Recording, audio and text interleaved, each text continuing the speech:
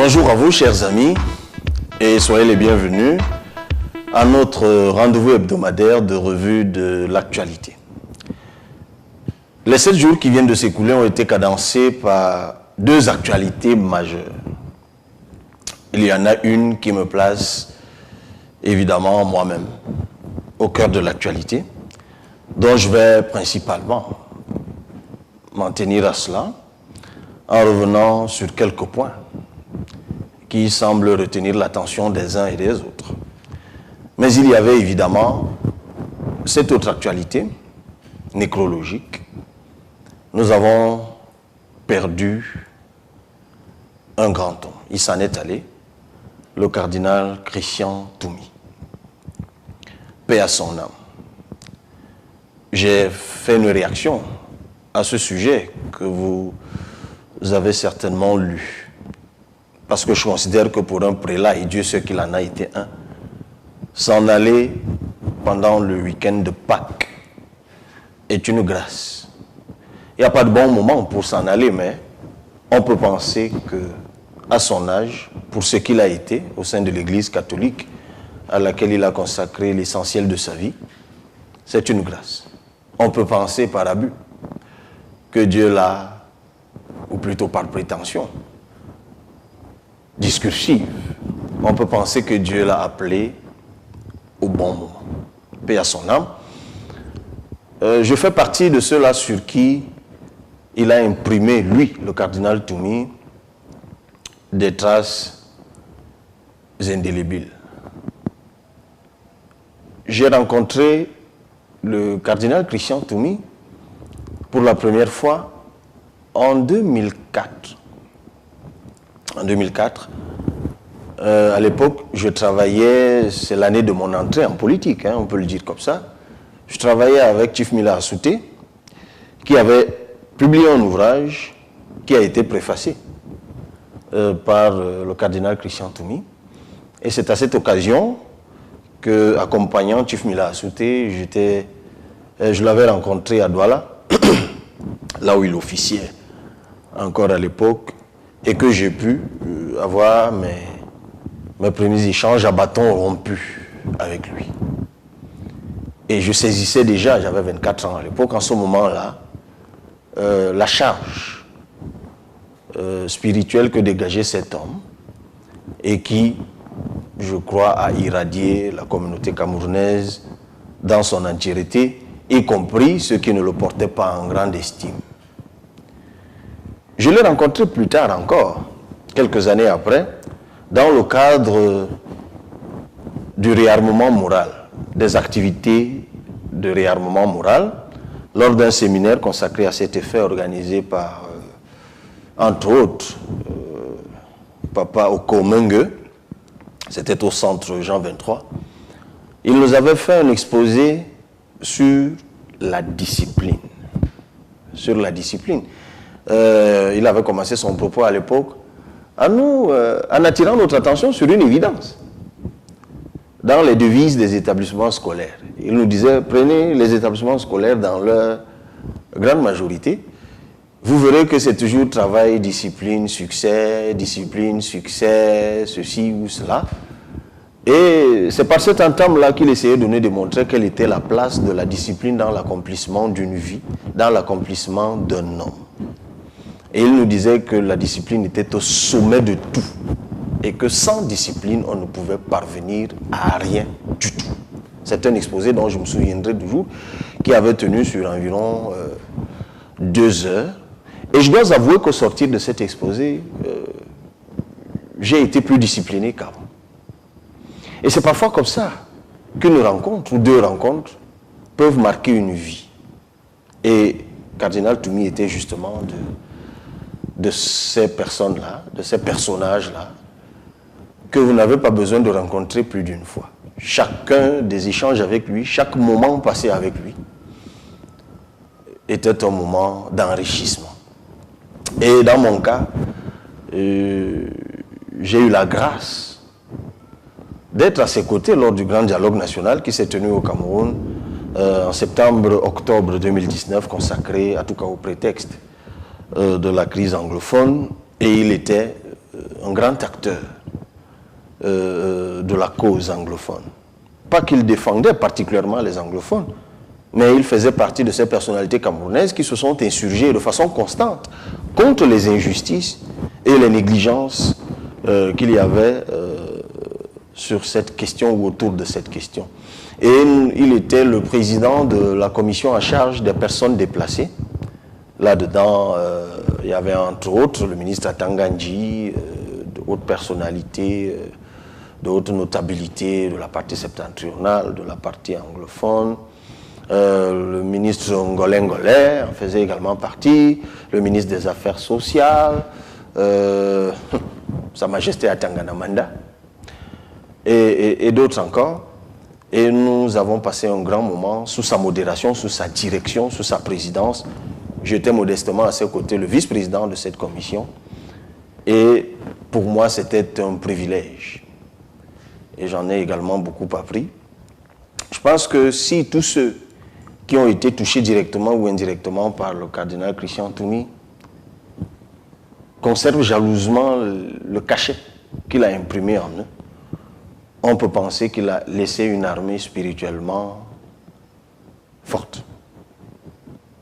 Et si cela se donne pour mission, comme c'est le cas pour moi, de poursuivre son œuvre pour que lui ne meure jamais dans nos esprits, je pense que le Cameroun a lieu aujourd'hui, au moment où il se sépare de ce grand homme, de ce grand esprit, de s'enorgueillir. Venons-en maintenant à cette actualité qui le passionnait tout autant, qui passionnait le cardinal Toumi, la question, l'initiative qui a été prise par un certain nombre de partis politiques. Celle qui a été sanctionnée par le communiqué du 1er avril 2021. Le communiqué est assez renseigné, il est assez clair. Mais bon, le jour même, le jour d'après, on a suivi beaucoup de commentaires. On a suivi beaucoup de commentaires et je voudrais revenir là-dessus en rappelant à tous ceux qui sont en train d'écouter que le même jour d'ailleurs, le même 1er avril, le secrétaire général du PCRN, M. Boubacarry Massardine, a signé un communiqué qui se voulait beaucoup plus explicite sur un certain nombre de choses qui auraient pu laisser l'impression d'une certaine ambiguïté. C'est un communiqué sur lequel il faut revenir, que je vous invite encore à lire.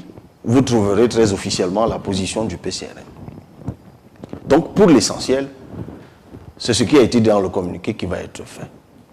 Alors, il y a un certain nombre de questions qui ont été posées. Qui en est l'initiateur? Alors, tout simplement, parfois on se demande, face à ce type de choses ou d'initiatives, qu'est-ce qui est important? Est-il vraiment important d'aller chercher qui en est l'initiateur? Pourquoi chaque fois il faut trouver un prétexte à un concours de beauté politique? Mais non, il ne s'agit pas de ça. Ce qui compte, c'est la finalité. Mais si ça se trouve, nous étions couchés une nuit et on a tous reçu une révélation. Mais non.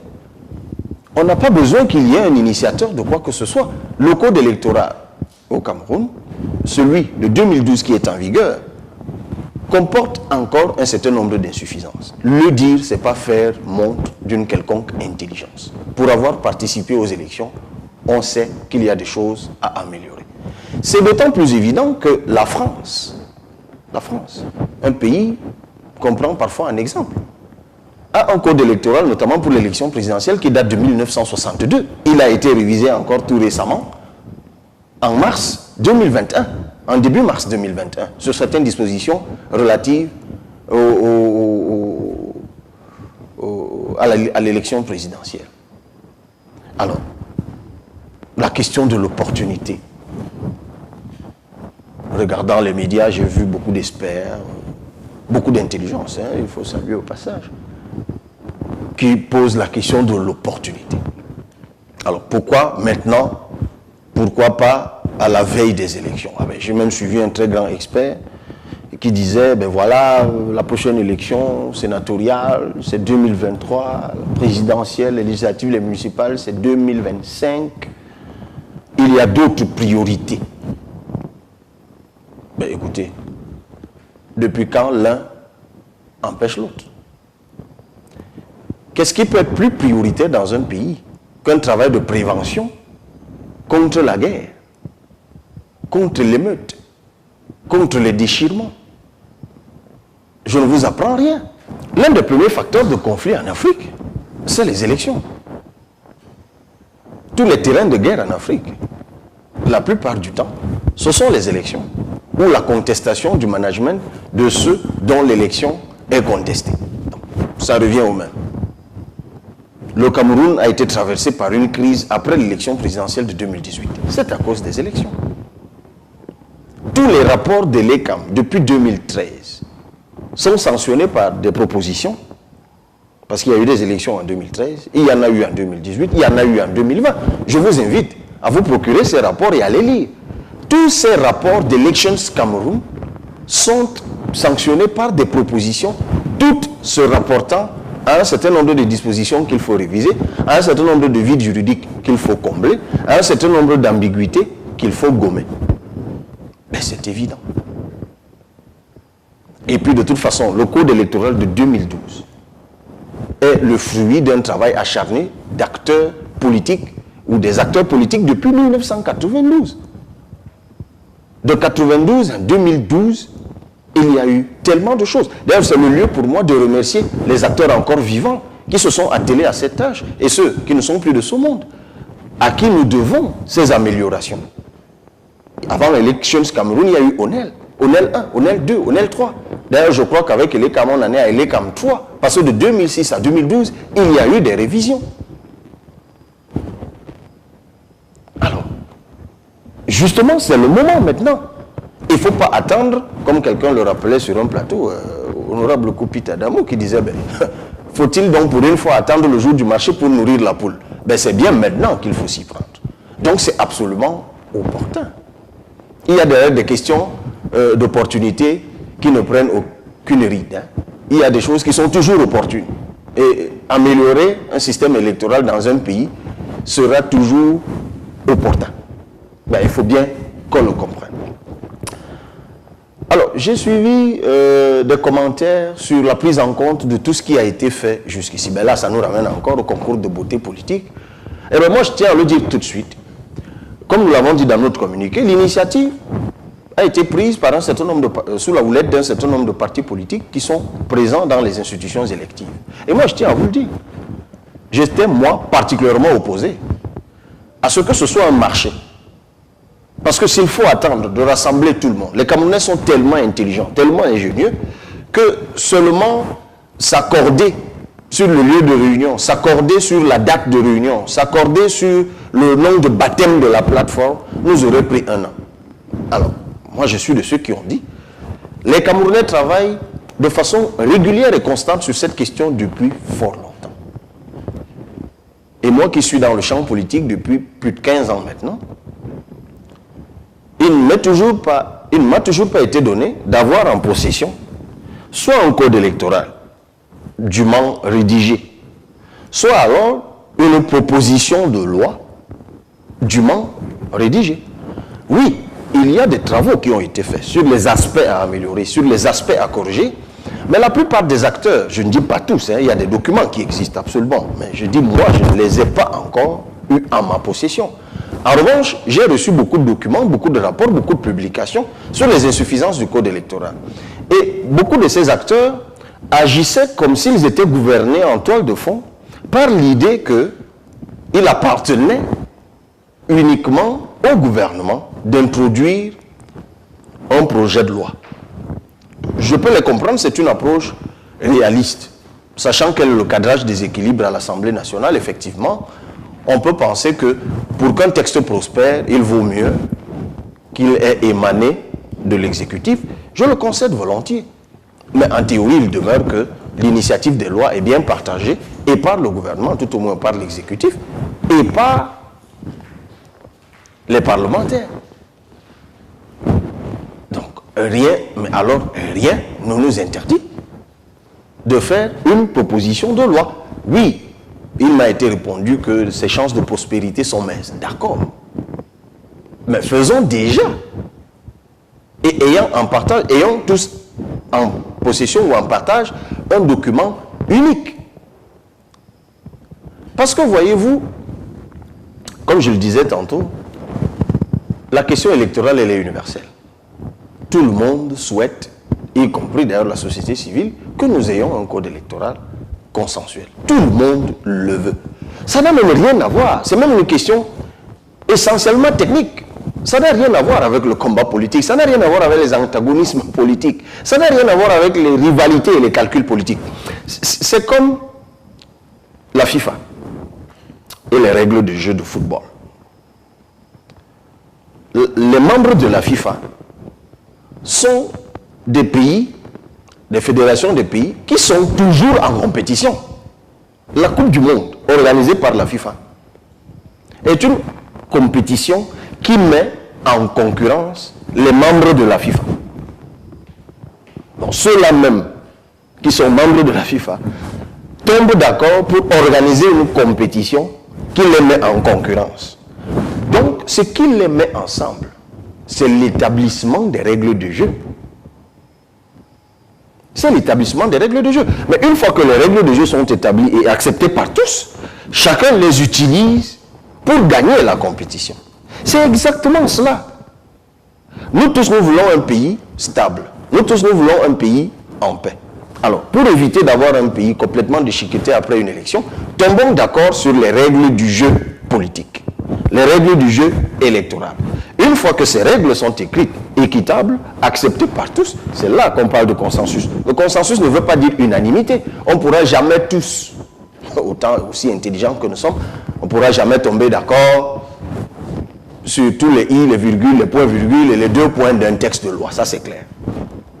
Mais au moins, un consensus peut s'en dégager, c'est-à-dire des choses autour desquelles nous sommes relativement, nous nous accordons relativement. Alors, c'est de ça qu'il s'agit. Et pendant qu'on va à cette réflexion, vous avez toutes sortes de choses qui sont dites. Mais non. Pour le Parti camerounais, pour la réconciliation nationale, il faut arrêter des règles du jeu. C'est pour ça que la question du leadership, j'ai été interpellé, je ne sais plus par quel journaliste, la question du leadership du groupe de travail. Je dis, mais leadership de quoi? Il y a eu une initiative. Nous travaillons, c'est ouvert jusqu'au 15 avril pour que tout le monde fasse des propositions. Après, nous allons arrêter un document et puis nous allons faire une proposition de loi de révision de la loi actuelle. Nous allons également donner naissance à un document qui sera un code électoral alternatif. Celui-là, c'est le plan B. Et si vous voulez, le plan de moyen ou long terme. Parce qu'à la vérité, s'il faut faire véritablement un code électoral alternatif au Cameroun, il faut réviser préalablement la Constitution, notamment sur une question connue de tous, comme celle de l'élection à 2 tours. C'est constitutionnel. Donc, dans une approche réaliste et pragmatique, il faut travailler d'abord dans un premier temps sur un texte de révision de ce qui existe, de l'existant, puis se préparer pour un changement ou un renouvellement beaucoup plus global, à moyen ou long terme. Donc, la question du leadership ne se pose pas. Chacun est leader de sa formation politique, du moins pour ceux des leaders qui y sont associés. Chacun est leader de son groupe. Les gens sont toujours libres d'appartenir au groupe qu'ils veulent. Donc, cette initiative n'est pas un concours de beauté politique. Non, ce n'est pas là-bas le vote. La compétition, ce n'est pas là-bas. Sur comment on arrête les règles du jeu. Non. Puisque ça doit nous convenir à nous tous. Donc, la question du leadership ne se pose pas. D'ailleurs, j'ai été interpellé également sur l'échec de l'opposition. Enfin, il y a des gens qui m'ont dit, voilà, l'opposition a toujours échoué, l'opposition n'a jamais pu faire de coalition. Alors, je vais vous dire aujourd'hui, une fois encore, à quel point cette assertion m'a toujours amusé et étonné à la fois. Il n'y a rien de plus absurde que de dire que l'opposition camerounaise a échoué à se mettre ensemble. Ça ne veut strictement rien dire, alors je vous explique. il y a plutôt lieu de se féliciter qu'à maintes reprises, l'opposition camerounaise est même plus coalisée. Mais il y a plusieurs exemples. En 1992, autour de Ni John Frundi, il y a eu une coalition. Là, en 2018, pour revenir aux élections qui sont beaucoup plus proches de nous, d'abord, il y avait 2 coalitions au moins à la présidentielle. Il y avait une coalition autour du président sortant, avec autour de lui un certain nombre de partis d'opposition, dont l'UPC, par exemple, dont le FSNC, dont l'UNDP. C'est une coalition de l'opposition, justement, mais autour du candidat qu'ils se sont choisis. Il y avait une autre coalition autour de celui qui a été proclamé deuxième, le candidat Maurice Kamto. Il me souvient que M. Akere Mouna, par exemple, a renoncé à sa candidature.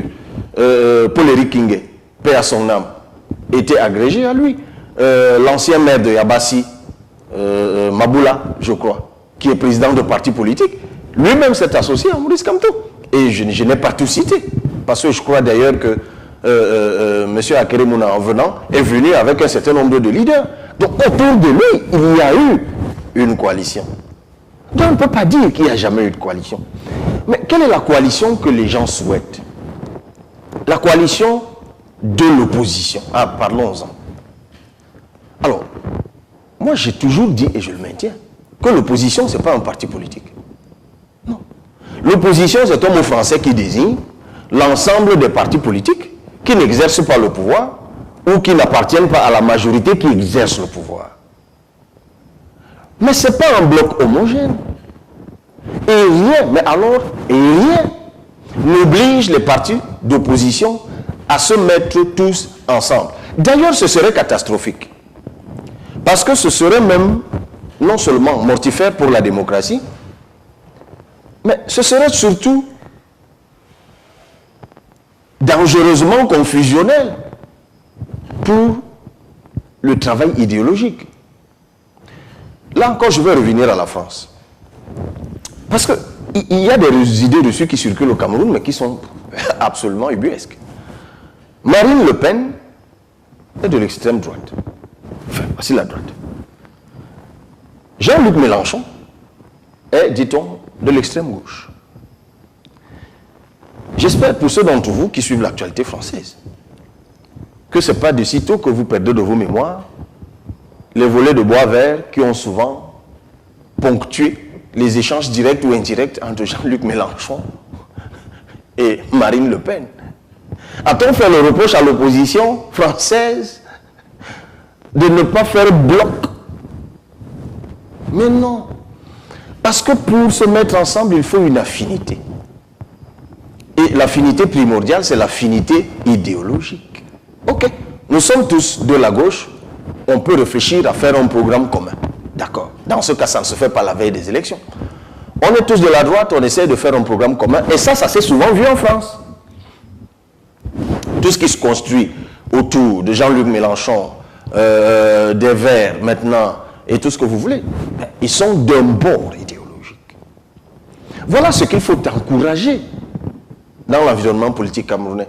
Que de balancer tout le temps dans l'opinion une idée, hélas, qui fait florès, comme quoi tous ceux qui ne sont pas du pouvoir, ne sont pas proches, affinitaires au pouvoir, ils doivent se mettre ensemble. Alors, je vais donner une autre précision. Dans les pays comme la France, la Belgique et autres, la plupart des pays européens, même des pays africains, où on a un système électoral à 2 tours, il faut préciser que les coalitions ne se font jamais avant le premier tour. Non. Tout le monde va aux élections. Et lorsque le premier tour a dégagé 2 candidats, tous les autres qui ont été battus après le premier tour se déterminent donc autour de chacun des 2 candidats. C'est ce qui finit par faire un bloc. Le seul pays au monde, peut-être ce n'est pas le seul, mais celui qui est le plus connu, où il y a une élection à 2 tours, où il y a une élection à 1 tour, et où on a 2 candidats principaux, c'est les États-Unis. Mais c'est parce que le cadrage juridique prépare à cela. Je rappelle qu'il n'y a pas que 2 partis politiques aux États-Unis. Je rappelle même qu'il n'y a pas que 2 candidats souvent aux élections présidentielles. C'est juste qu'on fait rarement cas des autres candidats parce que leurs résultats sont tellement médiocres que les médias n'en font même pas cas. Ben, faites vos recherches, vous verrez qu'il y en a d'autres. Mais c'est un cadrage historique qui a voulu qu'émergent deux principales forces politiques desquelles se dégagent deux candidatures. Ben, c'est donc de ce pays-là qu'il faut s'inspirer. Et vous verrez que je vais revenir encore à la question du code électoral. C'est de ce pays qu'il faut s'inspirer parce que les États-Unis sont l'un des rares pays au monde où un président sortant perd une élection à un tour. C'est pas évident. Autant je vous disais tout à l'heure pour l'Europe, vous verrez que généralement en Europe, dans tous les pays où il y a des élections à deux tours, le président sortant gagne systématiquement au premier tour. Je vous invite à faire cette petite recherche. Il a beau être impopulaire, généralement, il gagne au premier tour.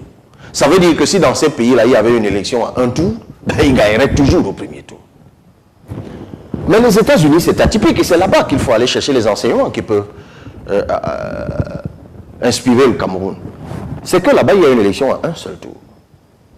Et parfois, un candidat sortant perd. Ça a été le cas de Donald Trump. Alors, c'est donc possible d'être un président sortant et de perdre à une élection à un tour. Comment? Revenons aux États-Unis. Inscription massive, vote massif, surveillance rigoureuse du vote. Dieu merci, l'élection à l'issue de laquelle a été élu Joe Biden confirme ce que je vous dis. Parce que la crise qu'il y a eu avec le saccage des institutions, tiens, ça nous fait penser à quelque chose. Ben, c'est né du contrôle du vote, où il y a un bloc qui a dit, non, malgré le contrôle avec certaines failles et tout, voilà, la fraude a eu lieu ici ou là. C'est de ça qu'il faut s'inspirer. Vous comprenez donc pourquoi je dis encore que l'enjeu principal, ce n'est pas le code électoral. Je le dirai toujours. Raconter aux Camerounais que le code électoral, c'est la panacée.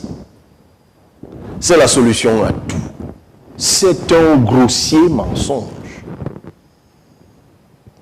On peut même avoir une élection à deux tours et ne pas arriver à gagner l'ordre gouvernant sortant. Je vous invite juste à regarder tout autour du Cameroun et dans d'autres pays d'Afrique. On peut même avoir deux tours, un bulletin unique. Parce que l'une des choses que tout le monde souhaite, moi avec, modifier dans le code électoral actuel, c'est le bulletin. Parce qu'actuellement, avec les bulletins volants que nous avons, les gens sortent avec des bureaux de vote et vont les vendre derrière lorsqu'ils ont apporté la démonstration de ce qu'ils ont voté pour ceux qui leur donnent de l'argent. Donc il faut au moins un bulletin unique pour arrêter ce type de fraude-là. D'ailleurs, le RDPC nous a accusés, notamment dans l'Union équilibrée, d'avoir corrompu les électeurs. Enfin, on leur a dit, tant qu'à faire, battons-nous tous pour qu'il y ait le bulletin unique. Comme ça, ni vous ni nous, personne n'accusera l'autre d'avoir payé de l'argent hors du bureau de vote, parce que là, il y aura un seul bulletin. Mais je vous invite encore à regarder autour du Cameroun. Vous verrez qu'il y a des États où il y a deux tours, bulletin unique. Le président sortant rafle au premier tour, parfois avec près de 80%. Et il est là depuis 40 ans, voire plus. Donc la clé est ailleurs. C'est vous, chers citoyens. Chez vous, c'est vous, chers compatriotes. C'est entre vos mains qu'il y a la solution. Il faut s'inscrire sur les listes électorales. Il faut voter. Il faut surveiller le vote. Chaque jour au Cameroun, il y a quelqu'un qui a 20 ans. Et moi, je vous dis, chaque jour, des fois, je suis inquiet parce que je rencontre un jeune de 21 ans, de 22 ans, qui ne sait même pas qu'à son âge, on peut voter. Donc, il est complètement écarté du champ politique. Il ne sait même pas qu'il a le pouvoir de participer au changement de ce qu'il décrit tous les jours. De ce que ses voisins décrivent tous les jours, de ce que ses parents décrivent tous les jours. Et ni les voisins, ni les parents ne pensent à lui dire, à aller s'inscrire. D'ailleurs, souvent, eux-mêmes, ils décrivent, mais ne sont inscrits nulle part. Ce n'est pas le code électoral qui va changer ça. Parce que dites-moi, d'accord, le code électoral est mauvais, mais vous pouvez vous inscrire sur les listes électorales et vous abstenir de voter parce que le code est mauvais. Vous pouvez être inscrit et voter bulletin nul parce que le code est mauvais. Mais vous ne pouvez pas vous auto-exclure du champ politique au prétexte que le code électoral est mauvais. Mais si, comme beaucoup le disent, ce code est donc mauvais parce que ceux qui nous gouvernent veulent qu'il soit mauvais. Ça veut dire qu'en fait, l'objectif derrière, c'est de vous décourager, vous, à participer. Ben, si ça les arrange donc, lorsque vous ne participez pas, et ils ont compris qu'ils vous maintiennent hors du champ politique, grâce à ce code que vous qualifiez de mauvais, ben écoutez, ils ne vont jamais le changer. Jamais. Parce que c'est leur arme redoutable. Ils savent que si le code est mauvais, vous ne participerez pas, le statu quo demeurera. Donc voilà, chers compatriotes, ce sur quoi je voulais vous entretenir. La question de l'après, c'est par là qu'on va sortir. La question de l'après, oh oui, vous allez rédiger le code, vous allez le déposer à l'Assemblée. D'ailleurs, il y a un ministre qui s'est permis de nous le rappeler, tellement nous en étions ignorants. Ben d'accord. Ben écoutez, si on rédige une proposition de loi pertinente qui dit voilà, il y a telle disposition qui a un problème, voilà les implications de cette déficience, voilà la nouvelle formulation que nous proposons, tout cela figure dans un document qu'on appelle l'exposé des motifs qui accompagne toujours les projets ou les propositions de loi. Comme je l'ai dit, dans un esprit républicain et inclusif, nous allons demander à nos compatriotes qui sont à l'Assemblée nationale, de tous les autres partis politiques, nous allons leur demander d'examiner le document et afin qu'on s'accorde. Peut-être qu'ils ne vont pas valider tout ce qu'on aura proposé, mais qu'on valide quand même quelque chose. Mais si jamais ils nous opposent une fin de non-recevoir, bien évidemment, on ne fera rien. Mais au moins vous comprendrez donc ce jour ce que je viens de dire. Donc la clé est entre vos mains. Moi, je finirai cet entretien en vous disant, levez-vous, bougez-vous, participez. C'est le moment maintenant. C'est le moment qu'il faut aller s'inscrire. Parce qu'on a le temps de revendiquer l'an prochain lorsque la carte n'est pas sortie. C'est le moment maintenant de s'inscrire. Parce qu'on a la possibilité, c'est tous les mois de janvier, ça s'arrête tous les 31 août. Donc les listes sont publiées tous les 31 août. Donc on a tout le temps maintenant d'aller vérifier sur la liste de l'ECAM que notre nom figure ou pas. On a tout le temps maintenant de savoir exactement où se trouve notre bureau de vote. Parce qu'au moment où vous vous inscrivez, on vous indique où est votre bureau de vote. C'est maintenant. Pourquoi faut-il attendre la veille de l'élection présidentielle, des élections législatives, des élections municipales pour le faire? Et l'ECAM ne peut plus se déployer maintenant à cause du Covid. Ben, on le comprend très bien. Mais il y a un bureau ELECAM dans chaque commune du Cameroun. Dans chaque arrondissement du Cameroun, il y a un bureau ELECAM qui est ouvert tous les jours, de 8h à 15h30. Il suffit de s'y rendre. Ça vous prend 5 minutes. Vous êtes inscrit. Voilà le code électoral que nous devons tous écrire. Et là, je ne vous parle plus du code électoral comme étant le document que nous allons voter à l'Assemblée nationale. Je vous parle du code électoral comme étant le secret du changement. Et je l'ai décodé, ce code. Jusqu'ici, c'était compliqué. Nous avons réussi à le décoder. Le vrai code électoral au Cameroun, c'est le vote. Si on s'est compris, tant mieux. Merci de m'avoir suivi et à très bientôt.